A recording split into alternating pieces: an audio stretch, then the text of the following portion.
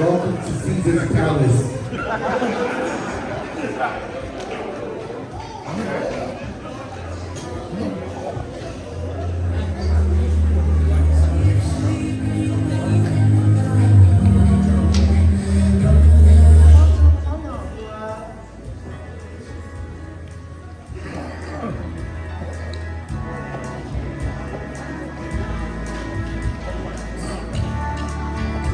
Long ago, on a beautiful and glorious night in Bethlehem, what was prophesied as many came to be. The world proclaimed glory to God in the highest. For to us a baby is born. Today we proclaim the birth of the Messiah. And that is the spirit and the reason for the season. On behalf of our Tama Toina and our Tinao Tulema, Reverend Elder Salesa and Timukisa Fala, we welcome you to join us, the youth of Laumua Laumatama, as we sing, as we dance, and as we worship and thank God for sending His only begotten Son, Jesus Christ. He is our Savior. He is the Lord of Lords. He is our Emmanuel. He is the Noel. God is with us.